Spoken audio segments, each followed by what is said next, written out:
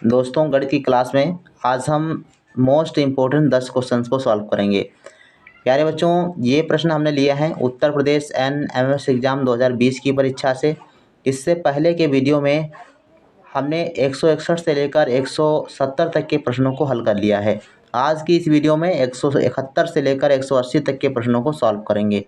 तो वीडियो को लास्ट तक बिना स्किप किए जरूर देखिएगा। कॉपी और कलम लेकर बैठिएगा। पहले क्वेश्चन को सॉल्व करेंगे, बाद में आप जो है कमेंट सेक्शन में आंसर लिखिएगा। आइए शुरू करते हैं वीडियो को। तो 171 नंबर बच्चों प्रश्न दिया गया है, निम्नलिखित में से कौन सा भिन्न 0.08 और इसके ऊपर बार का निशान लगा है को निरूपित करता है। तो आप इसको परिमेय संख्या के रूप में व्यक्त करेंगे। तो कौन सा जो है सही होगा विकल्प? ऑप्शन आपके पास है 8/90, 8/9, 8/99 या फिर 2/25। तो इसका बच्चों राइट आंसर क्या है आप सभी लोग कमेंट सेक्शन में लिखिएगा। इसके लिए बच्चों ट्रिक होती है, ध्यान रखेंगे जितने अंकों के ऊपर बार का निशान लगा है तो इसको लिखेंगे कैसे? पहले जितने अंकों पर बार का निशान लगा है, जितने अंक आपके पास हैं वो सब बटे के ऊपर लिख लेंगे। तो यहाँ पर देखो 0.8 दिया गया है, तो 0 आप 8 उतार लीजिए और बटे के नीचे आपको जितने अंकों पर बार का निशान लगा है उतने आपको 9 उतारना है। ठीक, तो ये आपके उतने 9 हो गए। तो 8/99 आपका राइट आंसर हो जाएगा। बिना कैलकुलेशन के आप इसको समझ पाएंगे। जैसे मान लेते हैं एक और प्रश्न आपको बताते हैं। जैसे मान लो दिया गया है 0.123 ऐसे दिया गया है और बार का निशान लगा है। तो क्या करेंगे आप? दशमलव को थोड़ी देर के भूल जाएंगे, बाकी तीनों के ऊपर बार का निशान लगा है तो तीनों संख्याओं को बटे के ऊपर लिख लेंगे। और नीचे आप जो है कितने हैं, 3 अंकों के ऊपर बार का निशान लगा है तो 3 बार 9 आपको लिख लेना है। सिंपल सा क्वेश्चन इसी प्रकार से आपसे पूछता है, तो इसमें आपको इसी प्रकार से कर लेना है। तो थर्ड ऑप्शन आपका सही जवाब हो जाएगा। इसके बाद देखो 172 नंबर, यदि दो संख्याओं का योगफल एवं गुणनफल क्रमशः 12 और 35 हैं तो उनके व्युत्क्रमों का योगफल। हमने आपको पहले भी कई बार बताया है, अगर ऐसा सवाल आए तो योगफल या अंतर दो ही चीज़ें देता है। कभी कभी देता है कि दो संख्याओं का अंतर इतना और गुणनफल इतना है, या दो संख्याओं का योगफल इतना और गुणनफल इतना हो। तो अंतर या योगफल आपको ऊपर लिखना है बटे के, और बटे के नीचे आपको गुणनफल लिखना होता है। तो नीचे आप 35 लिख दीजिए। अब इसको आप जो है अगर कट जाए तो काट दीजिए, वरना नहीं कटता है तो आप ऐसे लिख दीजिए। तो ये किसी संख्या से नहीं कटेगा 12/35। तो इसका जो सही आंसर हो जाएगा थर्ड ऑप्शन। 173 नंबर क्वेश्चन है, निम्नलिखित में से किसमें विकर्णों एवं भुजाओं की संख्या समान होती है? तो ऑप्शन आपके पास बच्चों हैं चतुर्भुज, पंचभुज, खटभुज और अष्टभुज। तो इसको किस प्रकार से हल करेंगे? इसके लिए भी सूत्र होता है विकर्णों की संख्या। विकर्णों की संख्या के लिए बच्चों सूत्र होता है, क्या होता है? यानी विकर्ण बराबर या विकर्णों की संख्या बराबर आपका सूत्र होता है n-2/3। तो ये सूत्र होता है n-2 और बटे में 3। ये आपका विकर्णों की संख्या बराबर सूत्र होता है। अब आप इसमें मान लो कि संख्या आपकी 5 है, यानी पंचभुज संख्या है, 5 भुजाओं की कोई हमारा आकृति है, पंचभुज है। तो 5 अगर इसमें मान रखो तो देखो 5 इसमें आ जाएगा और 5 से n=5 यहाँ भी आएगा, 5 - 2 हो जाएगा, 3 हो जाएगा और बटे में 3। तो 3 कट जाएगा तो 5 बचेगा। तो विकर्णों की संख्या और भुजाओं की संख्या बराबर हो जाएगी। तो यही आपका हो जाएगा थर्ड ऑप्शन, पंचभुज is the right answer. Next question देखो 174 नंबर है, दो पासों को एक साथ फेंकने में संख्याओं का योग 5 पाने की प्रायिकता क्या है? अब दो पासे हैं और दो पासों को फेंकेंगे एक साथ तो कुल संभावनाएं कितनी बनेंगी? 6 × 6 मतलब 6 × 6 = 36। कुल संभावनाएं कितनी बनेंगी? 36 संभावनाएं बनेंगी। अब कह रहा है कि संख्याओं का योगफल 5 आने की प्रायिकता क्या है? तो 5 कब आएंगी? जैसे मान लो पहले वाले पासे में 1 आ जाए और दूसरे में 4 आ जाए, ठीक, तो आपका 5 हो जाएगा। इसके अलावा पहले में 2 आ जाए और दूसरे में 3 आ जाए तो आपका 5 हो सकता है। इसके बाद ये हो सकता है कि पहले में 3 आ जाए, दूसरे में 2 आ जाए, और ये आपकी हो सकती है कि पहले में 4 आ जाए और दूसरे में आपका 1 आ जाए।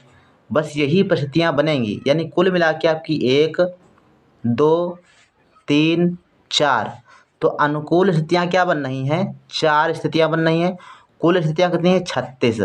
तो प्रायिकता क्या होगी, आप सभी को पता है प्रायिकता बराबर होता है अनुकूल परिस्थितियाँ बटे कुल परिस्थितियाँ, यानी अनुकूल संभावनाएं बटे कुल संभावनाएं।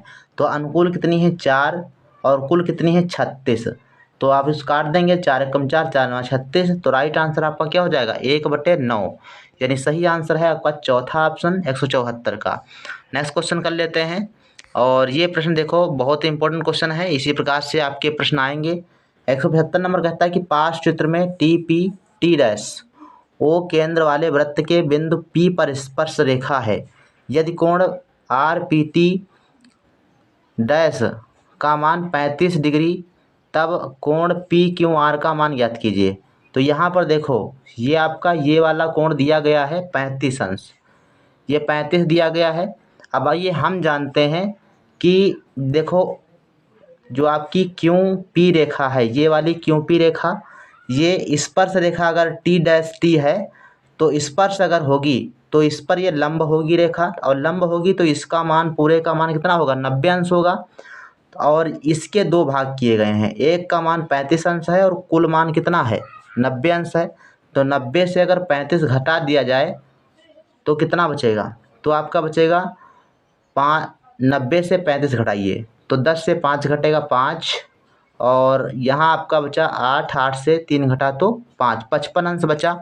ये 55 अंश कौन सा आएगा, 55 अंश त्रिभुज के अंदर वाला ये कोण आएगा 55 अंश।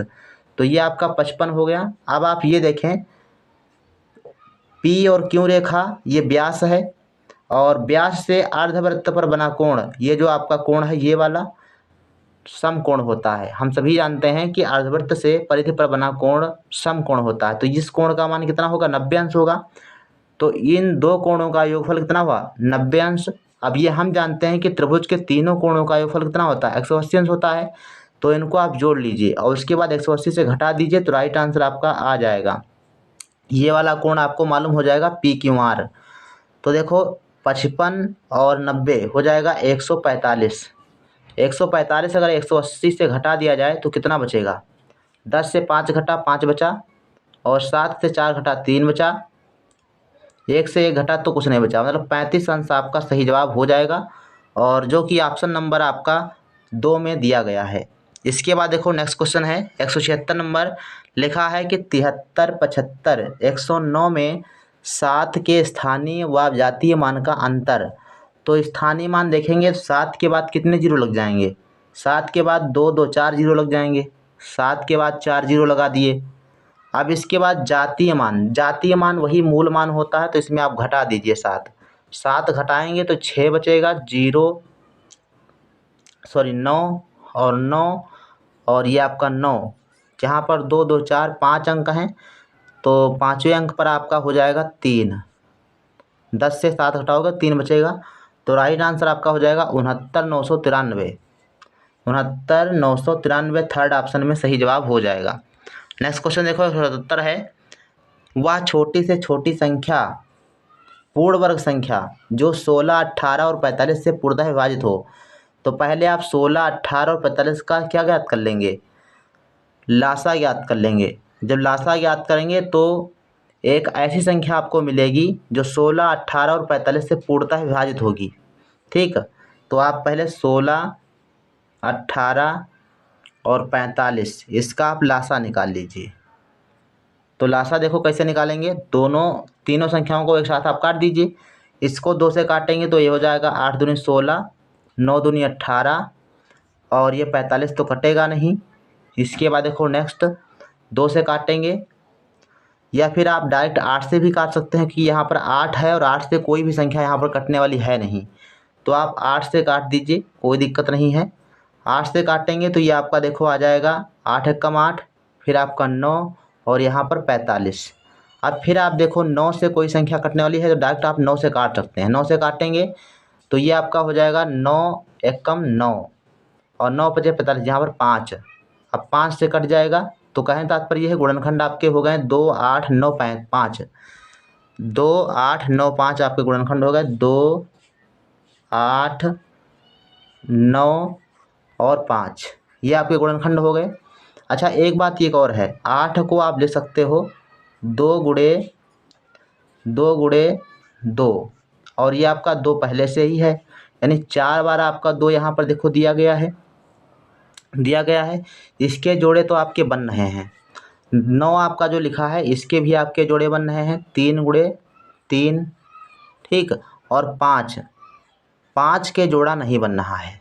तो कहें तात्पर्य गुणा करेंगे तो कितना आएगा, 2 दूनी 4 दूनी 8, 8 दूनी 16 और 16 पंचे 80 और 8 त्रिक 24, 24 तियाँ 72, तो गुणा करके आएगा 72 मतलब 720। 720 एक ऐसी संख्या है जो 16 से कट जाएगी, 18 से कट जाएगी और 45 से कट जाएगी, और लेकिन ये पूर्णवर्ग संख्या नहीं है। 720 क्या है, ये पूर्णवर्ग संख्या नहीं है। तो पूर्णवर्ग बनाने के लिए अब आप देखें, इसमें गुणनखंड में 2 का जोड़ा बन रहा है, 2 का जोड़ा बन रहा है और 3 का भी जोड़ा बन रहा है, 5 का जोड़ा नहीं बन रहा है। तो आप 5 का जोड़ा बना दीजिए। 5 का जोड़ा बनाएंगे तो 5 से गुणा करना पड़ेगा, तो 5 से गुणा करेंगे, अर्थात 720 में अगर 5 से गुणा कर दिया जाए तो तुमको संख्या मिल जाएगी। गुणा कर दो 5 से 720 में, तो देखो 720 गुणे 5, तो 5 दूनी 10 का 0, 5 सत्ते 35 और 1 36 और 1 0 और, तो हो जाएगा 36। तो राइट आंसर आपका हो जाएगा फर्स्ट ऑप्शन। इसको आप ट्रिक से भी कर सकते हो। देखो सिंपल सा आपको सोचना ये है कि संख्या पूर्ण वर्ग होनी चाहिए। कौन सी होनी चाहिए, पूर्ण वर्ग। अब देखो 7200 पूर्ण वर्ग संख्या है ये नहीं, 720 पूर्ण वर्ग संख्या है ही नहीं। अभी देखो 900 है, 900 पूर्ण वर्ग संख्या है आपकी, और ये आपका 3600 पूर्ण वर्ग संख्या है। लेकिन आपको ये सोचना है कि 900 क्या 16 से कट जाएगा, 16 से 900 नहीं कटेगा। देखो 16 पंचे 80, 10 बचा, ये अगर मान लो 10 बचा है तो 16 से 10 तो नहीं कटेगा, तो पूरी संख्या 16 से ये नहीं कटने वाली है। तो ऑप्शन नंबर आप इस प्रकार से ऑप्शन काट सकते हैं। तो फर्स्ट ऑप्शन आपका सही जवाब हो जाएगा। 178 नंबर क्वेश्चन है बच्चों, 4 अंकों की बड़ी से बड़ी पूर्ण वर्ग संख्या क्या होगी। तो इसमें देखो किस प्रकार से सॉल्व करेंगे। ऑप्शन आपके पास हैं 9999, 9801, 9000 या फिर 9016।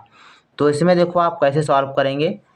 सिंपल सी बात है, 4 अंकों की पूर्ण वर्ग संख्या पूछी जा रही है, तो 99 आप सबसे बड़ी संख्या क्या होती है, 2 अंकों की, 2 अंकों की सबसे बड़ी संख्या 99 होती है।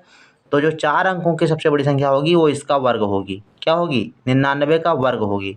तो 99 का वर्ग कर देंगे तो आपका आंसर आ जाएगा 9801, 9801 आंसर आपका हो जाएगा।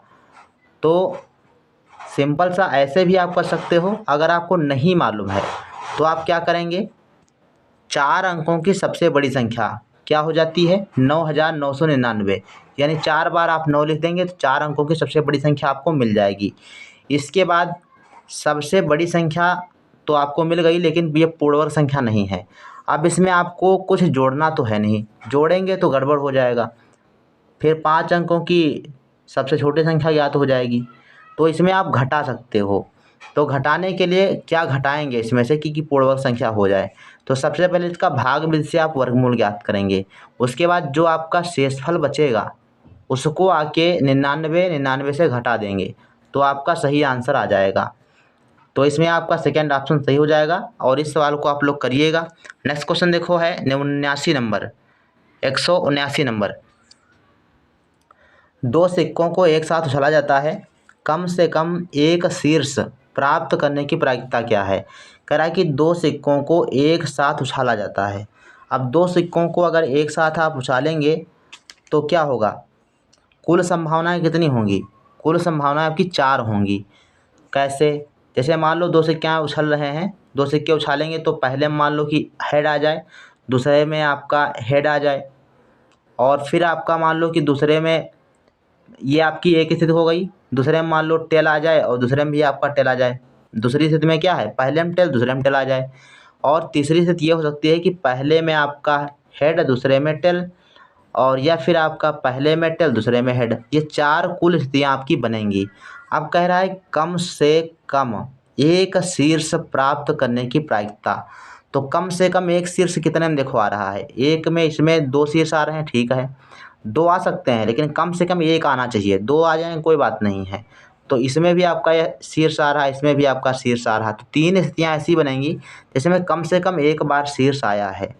तो इसमें आपका देखो क्या बन जाएगी प्रायिकता, कुल जो है संभावनाएँ हैं 4 और अनुकूल कितनी है 3, तो 3/4 आपका सही आंसर हो जाएगा। Third option is the right answer. 180 number question है, पार्श्व चित्र में ओ अर्धवृत्त ए बी सी का केंद्र है, यदि ओ ए बराबर 7 सेंटीमीटर तो छायांकित भाग का क्षेत्रफल ज्ञात कीजिए। अर्धवृत्त बना हुआ है, इसके अंदर एक त्रिभुज दिया गया है। अब इसमें आपको अगर अर्धवृत्त का क्षेत्रफल पता हो और त्रिभुज का क्षेत्रफल पता हो, तो अर्धवृत्त के क्षेत्रफल से त्रिभुज का क्षेत्रफल घटा दिया जाए तो छायांकित भाग का क्षेत्रफल मालूम हो जाएगा। तो अब इसमें देखो 7 सेंटीमीटर क्या दी गई है, ये त्रिज्या दी गई है, और जब ये 7 सेंटीमीटर आपकी ये त्रिज्या है तो इसकी ऊंचाई भी 7 सेंटीमीटर होगी। क्यों? क्योंकि ये दोनों त्रिज्याएं हैं, तो जाहिर सी बात आधार अगर 7 सेंटीमीटर ये आपका दिया गया है तो ऊंचाई भी तो 7 होगी।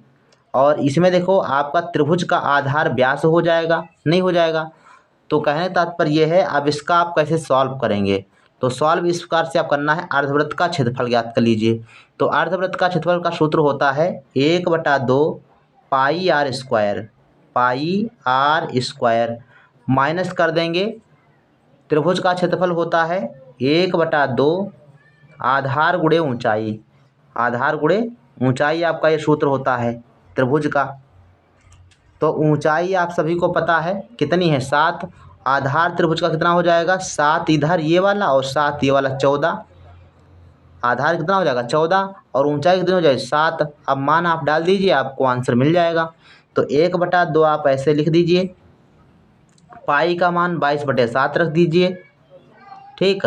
और आर स्क्वायर है तो आपको 7 × 7 लिख देना है, 7 × 7 माइनस 1/2 और गुणे में आधार कितना है 14 और गुणे में ये ऊंचाई कितनी है 7। इसको आप सॉल्व कर लेंगे तो आपको आंसर मिल जाएगा। देखो कैसे सॉल्व करेंगे, जिसमें जो कटने वाला है आप काट दीजिए। तो 2 से 2 × 1 = 2, 11 दूना 22, ये कट गया, 7 × 1 = 7, 7 × 1 = 7, इधर काट दीजिए, 2 × 1 = 2, 2 × 7 = 14, ठीक। तो यहाँ पर आपका देखो 7 इसमें बचा, 7 इसमें, तो 7 × 7 = 49 इधर हुआ, और 2 इसमें बचा और 11 इसमें बचा। सॉरी 2 ये तो ये ऊपर वाले हैं, ये आपका ऊपर है, ये आपका 11 बचा और 7 बचा। तो 11 × 7 = 77 और माइनस 49, तो 77 से 49 घटाएंगे कितना बचेगा 28 बचेगा। तो मतलब राइट आंसर आपका हो जाएगा सी ऑप्शन, 28 वर्ग सेंटीमीटर आपका सही जवाब हो जाएगा। तो इस प्रकार से आपको सवालों को सॉल्व करना है एक बेसिक ट्रिक के साथ, यानी आपको बेसिक भी आना चाहिए और ट्रिक भी आनी चाहिए, दोनों तरीके से आपके सवाल लग जाते हैं। तो आज की वीडियो में बस इतना ही, मिलते हैं नेक्स्ट वीडियो में, तब तक के लिए धन्यवाद। जय हिंद, वंदे मातरम।